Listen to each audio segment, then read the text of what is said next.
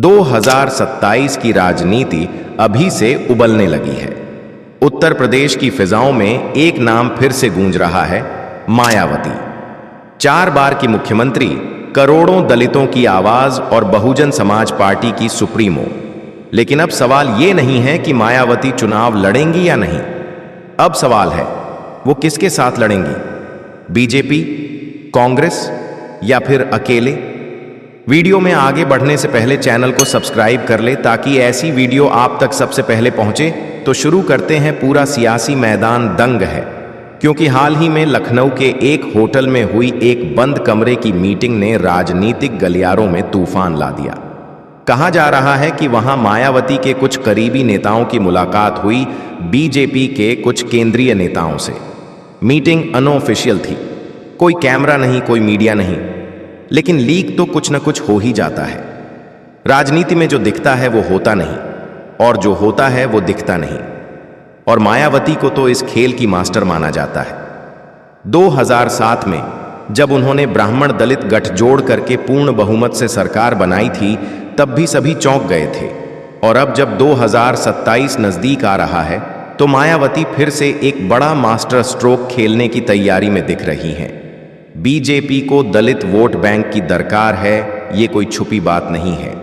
RSS और BJP दोनों लंबे समय से दलितों को अपने पाले में लाने की कोशिश कर रहे हैं, लेकिन बीएसपी और खास तौर पर मायावती की पकड़ उस वर्ग में आज भी मजबूत है, भले ही वोटों में गिरावट आई हो। बीजेपी अगर मायावती को अपने साथ लाती है तो विपक्ष की बहुत बड़ी रणनीति बिखर सकती है। लेकिन क्या मायावती वाकई बीजेपी से हाथ मिलाएंगी? मायावती की राजनीति हमेशा आत्मनिर्भर रही है। उन्होंने कभी भी किसी पार्टी के आगे झुकने का संदेश नहीं दिया। 2019 में जब उन्होंने एएसपी से गठबंधन किया था, तब भी उन्होंने शुरुआत में पूरी मजबूती से बातचीत की थी और अंत में अखिलेश को छोड़ दिया। मायावती की राजनीति में आत्मसम्मान सबसे ऊपर है और वो अपने वोट बैंक के भरोसे ही चुनावी समर में उतरती हैं। लेकिन इस बार मामला अलग है। चंद्रशेखर आजाद जैसे नए दलित चेहरे उभर चुके हैं, जो युवा वोटरों के बीच लोकप्रिय हैं। बीएसपी के पास जमीन पर संगठन उतना मजबूत नहीं बचा जितना पहले था। ऐसे में मायावती को अपने राजनीतिक अस्तित्व को बचाने के लिए कोई बड़ा कदम उठाना पड़ सकता है। और वो कदम हो सकता है एक ऐसा गठबंधन जो आज से पहले किसी ने सोचा भी ना हो। राजनीतिक पंडितों का मानना है कि मायावती बीजेपी के साथ सीधा गठबंधन नहीं करेंगी, बल्कि मूक समझौता हो सकता है। यानी मैदान में अलग अलग होंगे, लेकिन निशाना एक ही, विपक्ष को रोकना। कुछ सीटों पर बीएसपी उम्मीदवार मजबूती से उतरेंगे और कुछ पर भाजपा। इससे विपक्ष के वोट कटेंगे और मायावती को सत्ता में भागीदारी का मौका मिल सकता है। अब कांग्रेस की बात करें। कांग्रेस भी मायावती को अपनी रणनीति में शामिल करना चाहती है। राहुल गांधी के भारत जोड़ो यात्रा और दलित समावेश की नीति के तहत बीएसपी को जोड़ना कांग्रेस के लिए फायदेमंद हो सकता है। लेकिन कांग्रेस के पास वो ताकत नहीं जो मायावती को उनके आत्मसम्मान के साथ शामिल कर सके। मायावती बार बार ये संकेत दे चुकी हैं कि वो किसी के पिछलग्गू नहीं बनेंगी। राजनीति में कोई स्थायी दोस्त और कोई स्थायी दुश्मन नहीं होता। मायावती इसे कई बार साबित कर चुकी हैं। वो बीजेपी के साथ भी रह चुकी हैं और कांग्रेस के साथ भी। लेकिन अब 2027 की राजनीति में मायावती जो चाल चलने वाली है, वो इतिहास बना सकती है। कहा जा रहा है कि बीएसपी अंदर ही अंदर कुछ सीटों पर क्लोज डोर बात कर रही है और ये बातचीत बीजेपी और कांग्रेस दोनों खेमों में हो रही है। उत्तर प्रदेश की राजनीति जातीय समीकरणों पर चलती है और अगर मायावती को लगे कि गठबंधन करके उन्हें सत्ता में दोबारा आने का रास्ता खुलता है, तो वो पीछे नहीं हटेंगी। लेकिन वो ऐसा गठबंधन चाहेंगी जिसमें बीएसपी को बराबर की हिस्सेदारी मिले और शायद मुख्यमंत्री पद का चेहरा भी मायावती ही हो। अब ये बीजेपी और कांग्रेस दोनों के लिए मुश्किल फैसला है। एक दिलचस्प बात और सामने आई है। मायावती ने अपने कुछ पुराने अफसरों और रणनीतिकारों को फिर से एक्टिव किया है। इन लोगों को विशेष रूप से गठबंधन के विकल्पों पर रिसर्च करने का टास्क दिया गया है। बीएसपी में अंदरूनी तौर पर अलग अलग राज्यों की रिपोर्ट ली जा रही है। कहां बीजेपी से गठबंधन ज्यादा वोट देगा, कहां कांग्रेस से, और कहां अकेले उतरना ठीक रहेगा। लखनऊ से दिल्ली तक राजनीतिक हलचल तेज है। मायावती ने कोई भी बयान नहीं दिया है, लेकिन उनकी चुप्पी ही सबसे बड़ा संकेत है। उन्होंने न तो बीजेपी पर हमला बोला, न कांग्रेस की आलोचना की। ये मायावती की वो रणनीति है जिसे वो हमेशा चुनाव से पहले अपनाती हैं। सबको उलझा दो, किसी को भी पत्ते मत दिखाओ। क्या ये चुप्पी किसी तूफान की तैयारी है? क्या 2027 में मायावती वही करेंगी जो 2007 में किया था, सबको चौंकाकर सीधा सत्ता में वापसी? जनता जानना चाहती है मायावती का अगला कदम क्या होगा।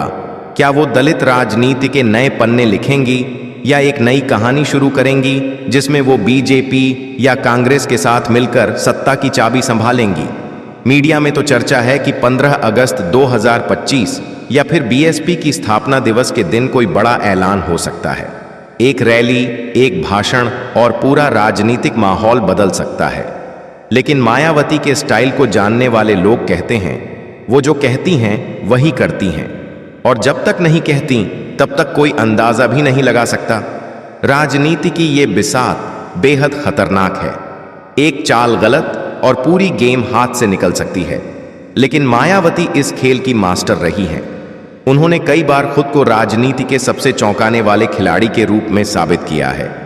अब देखना यह है कि इस बार उनकी चाल किसे मात देती है, कांग्रेस को, बीजेपी को, या फिर उभरते हुए दलित नेताओं को। इधर बीएसपी कार्यकर्ताओं के बीच भी हलचल तेज है। जिला स्तर के नेता लगातार लखनऊ आकर मीटिंग कर रहे हैं। कुछ लोग कह रहे हैं कि पार्टी एक बड़ा घोषणा पत्र बना रही है जिसमें गठबंधन की संभावना को सैद्धांतिक तौर पर रखा जाएगा। यानी आधिकारिक ऐलान भले न हो, लेकिन दरवाजे खुले रखे जाएंगे ताकि जरूरत पड़ने पर कोई भी गठबंधन संभव हो सके। मायावती की राजनीति में हमेशा एक बात कॉमन रही है, वो तब हमला करती हैं जब सामने वाला बिल्कुल निश्चिंत हो जाता है। अभी भी शायद वही हो रहा है। विपक्षी पार्टियां सोच रही हैं कि मायावती पिछली बार की तरह कमजोर हैं, लेकिन अंदर खाने जो तैयारी हो रही है वो 2027 का सबसे बड़ा उलटफेर साबित हो सकती है। राजनीति में कुछ भी तय नहीं होता, और मायावती जैसा नेता जब चाल चलता है तो उसका असर सिर्फ बीएसपी पर नहीं, पूरे देश की राजनीति पर होता है। क्या इस बार मायावती वही इतिहास दोहराने जा रही हैं जो उन्होंने 2007 में रचा था? क्या बीजेपी या कांग्रेस के साथ कोई गुप्त समझौता हो चुका है?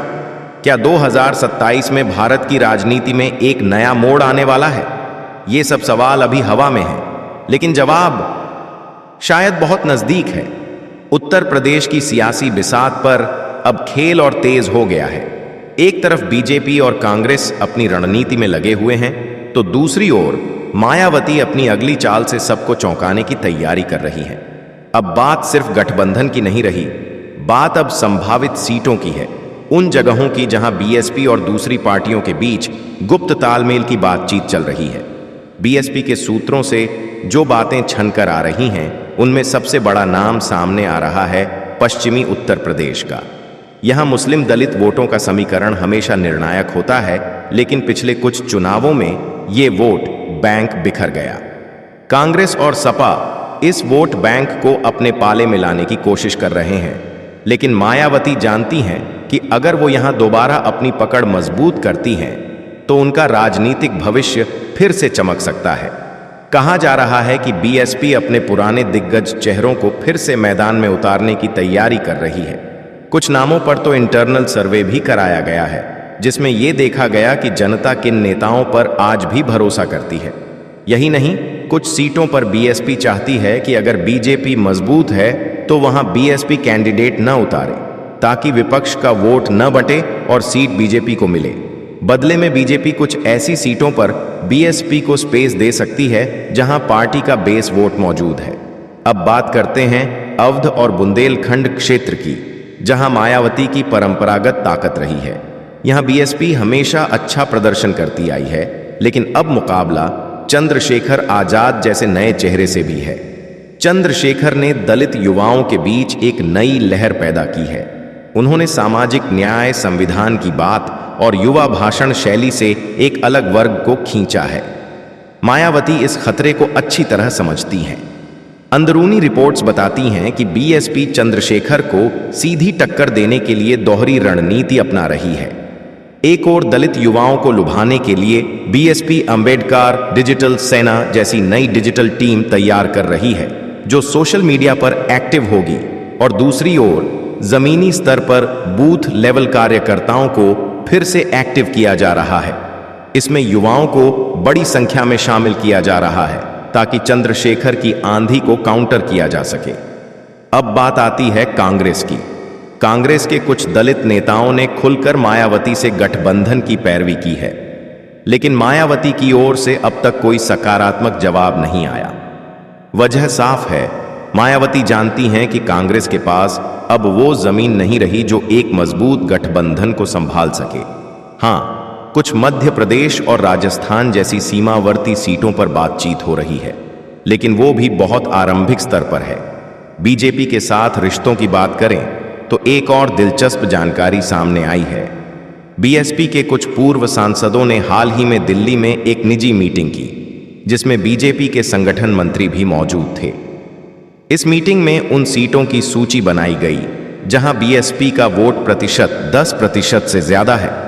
चर्चा है कि बीजेपी यहां बीएसपी को कैंडिडेट उतारने दे सकती है ताकि विपक्षी वोट कटे। बदले में बीएसपी बीजेपी की टारगेट सीटों पर साइलेंट रह सकती है। राजनीति में ऐसा गुप्त गठबंधन पहली बार नहीं हो रहा। 2014 और 2019 में भी देश भर में कई जगहों पर ऐसे समझौते हुए हैं जहां पार्टियों ने सार्वजनिक गठबंधन नहीं किया, लेकिन मैदान में एक दूसरे की मदद की। मायावती की चुप्पी भी इसी ओर इशारा करती है। वो किसी भी गठबंधन का ऐलान तब तक नहीं करेंगी जब तक उसे पूरी तरह से फाइनल न कर लें, और अगर फाइनल कर लिया तो शायद घोषणा भी न करें, बस रणनीति से इशारा दे दें। अब आइए बात करें बीएसपी कार्यकर्ताओं की। जमीनी स्तर पर बदलाव साफ दिख रहा है। सोशल मीडिया पर बीएसपी के पेज एक्टिव हो चुके हैं। हर जिले में वॉइस मैसेज, ऑडियो क्लिप और डिजिटल पोस्टर के जरिए संदेश भेजा जा रहा है 2027 में फिर हाथी चलेगा। इससे साफ है कि पार्टी का बेस एक्टिव हो रहा है और मायावती इसे सही दिशा में मोड़ने के लिए हर तरह की तैयारी कर रही है। इसी बीच दलित बस्तियों में विशेष अभियान चलाए जा रहे हैं। स्वास्थ्य कैंप, संविधान जागरूकता और बाबा साहेब आंबेडकर के विचारों पर आधारित सभाएं, ये सब चुनावी रणभेरी की तैयारी का हिस्सा है। मायावती जानती हैं कि दलित वोट बैंक को सिर्फ भाषणों से नहीं बल्कि जमीनी उपस्थिति से जोड़ा जा सकता है। एक और अहम बात, मायावती ने पिछले कुछ महीनों में जो बयान दिए हैं उनमें ना तो बीजेपी पर सीधा हमला किया है, ना ही कांग्रेस को खुला समर्थन दिया है। ये उनके पुराने स्टाइल से अलग है। पहले वो भाजपा को मनुवादी कहने में पीछे नहीं